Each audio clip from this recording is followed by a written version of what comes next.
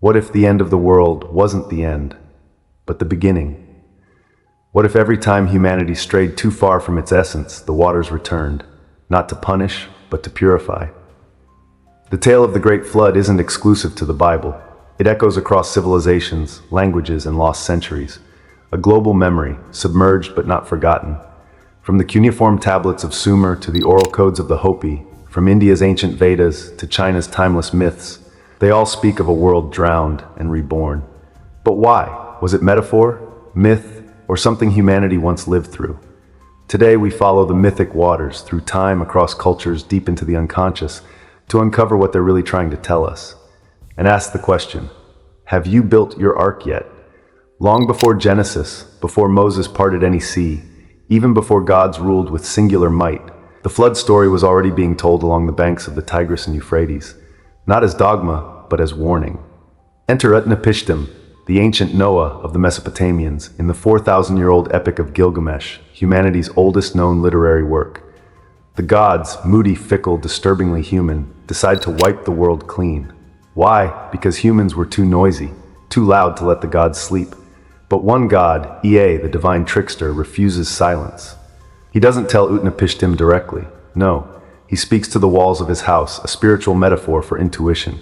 Only those who listen beyond sound survive. Utnapishtim hears. He builds a boat, not long, not sleek, but a perfect cube, symbol of the earth, stability, foundation. Inside, he packs the essence of the world, family, animals, artisans, seeds. Not just bodies, but knowledge, memory, culture, a floating womb. For 6 days and 7 nights, the world is washed in roaring waters. And when it ends, a sacrifice, a bridge to the divine. Then the birds, dove, swallow, raven, each with meaning, hope, soul, instinct. The raven returns because rebirth starts in the shadows. Utnapishtim is granted immortality, not as reward, but exile. Those who witness the end never truly rejoin the world. And Gilgamesh, the seeker of eternal life, learns that legacy, not the body, is what survives. Memory becomes immortality. So what does this ancient flood teach us? That survival isn't physical, it's spiritual. The flood selects those who listen, who prepare, who build. And above all, it's not water that kills, it's forgetting. In India, the flood isn't punishment, it's transition. Here, time is a wheel, not a line. Everything that dies is reborn. Meet Manu, the first human. While washing in a river, he meets a talking fish. But this is no ordinary fish, it's Vishnu, the sustainer of the cosmos, in his Matsya avatar. He warns of a coming flood. But not to fear, just prepare, build a boat, bring the seeds, the sages, the sacred texts, the Vedas, because what must be saved is not flesh, but consciousness.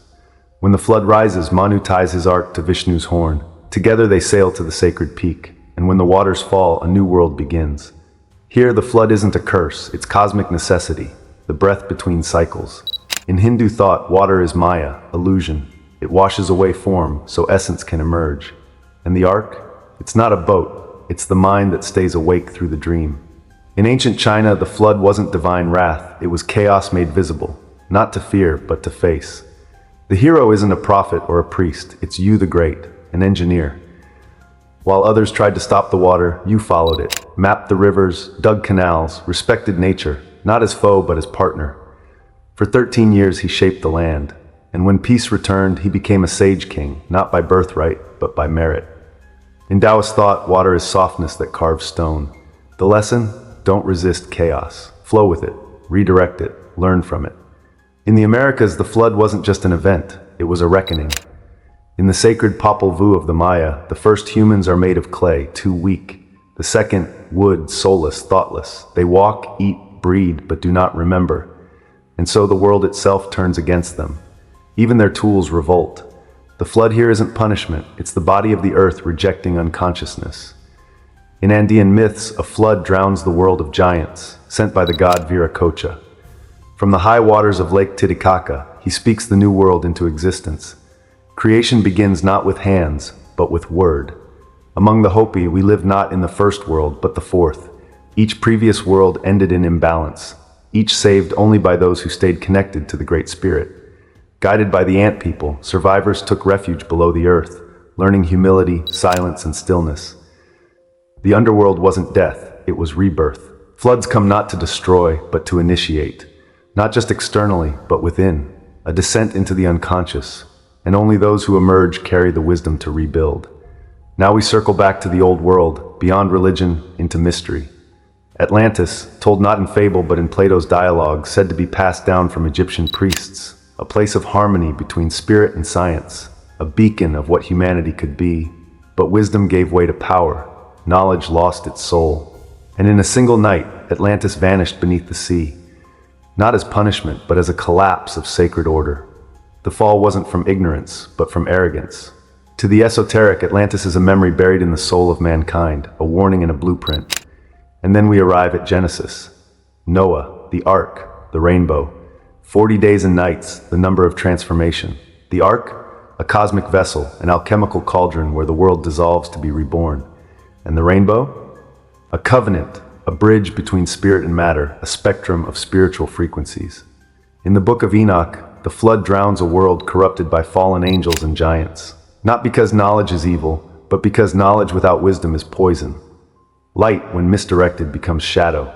In alchemy, the flood is solutio, the dissolving of form, the ego, the old world.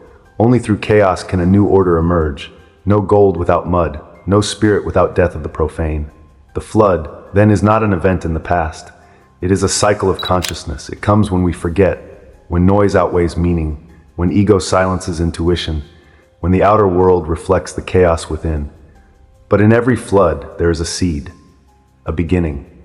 So don't ask when the flood will come, because the ark is not made of wood, it's made of choices, of stillness in the face of noise, of clarity when the world clouds over. It is built, plank by plank, from the materials of inner work, discipline, intuition, humility, and truth. It is not built in fear, it is built in awareness. And every time we turn off the noise, every time we choose silence over distraction, truth over comfort, depth over spectacle, we lay another beam in that invisible vessel. Because when the waters rise, they don't ask for your status, your wealth, your titles. They ask, what have you remembered? What have you preserved? What lives inside you that is worth carrying into the next world? The flood doesn't just wipe the world clean. It reveals what cannot be washed away. So the real question is not whether you can survive the storm, but whether you can carry the seed of light through it. And maybe that's why these stories echo across the world.